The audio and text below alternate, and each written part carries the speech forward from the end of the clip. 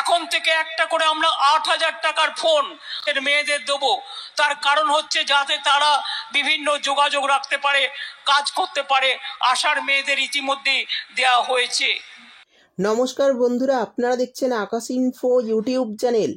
বন্ধুরা, ration card থাকলেই পুজোর আগে বিরাট বড় সুখবর দিলেন রাজ্যের মুখ্যমন্ত্রী মমতা বন্দ্যোপাধ্যায়।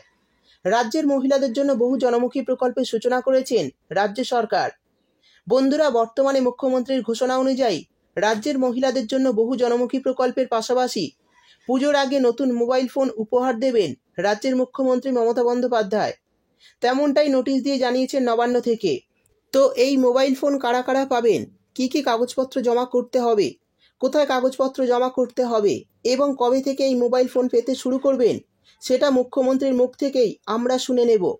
তাই বন্ধুরা, ভিডিওটি একটু স্কিপ না করে পুরোটা দেখবেন। আর ভিডিওটি দেখার সাথে সাথে যদি আপনি আমাদের চ্যানেলে নতুন এসে থাকেন তাহলে ভিডিওর নিচে যে সাবস্ক্রাইব বাটনটি আছে সেটি ক্লিক করে চ্যানেলটিকে সাবস্ক্রাইব করে দিন। আর পাশে থাকা নোটিফিকেশন বেলটি অন করে রাখুন এই ধরনের সরকারি প্রকল্পের গুরুত্বপূর্ণ ভিডিও সবার আগে পাওয়ার জন্য। তো চলুন বন্ধুরা, ভিডিও শুরু করা যাক। আপনাদের ছেলে মেয়েরা খুব ভালো পড়াশোনা করে এবং আমরাও আগামী দিন ছেলে মেয়েরা যাতে পড়াশোনা করতে বাধা না পায়, আমরা 10 লক্ষ টাকা করে যারা চায় তাদের স্মার্ট কার্ড দিচ্ছি। ইতিমধ্যেই কয়েক হাজার পেয়ে গেছে, আরো 10,000 রেডি আছে। কত? 20, আরো 20,000 রেডি আছে।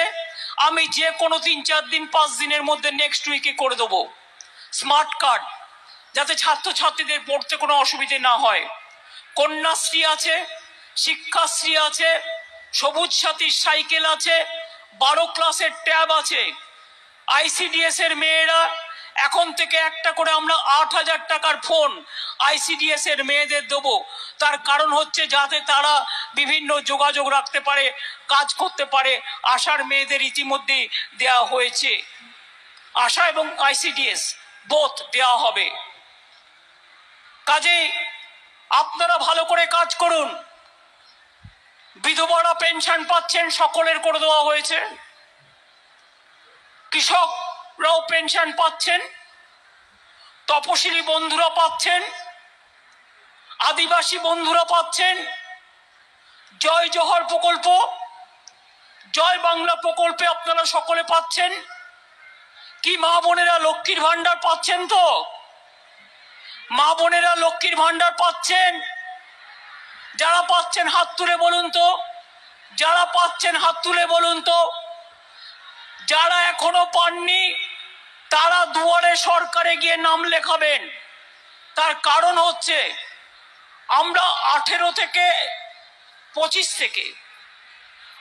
থেকে 60 বছর পর্যন্ত লক্ষ্মীর ভান্ডার দিই, কিন্তু 60 বছরের পরে কিন্তু বিধবা ভাতা আছে। আবার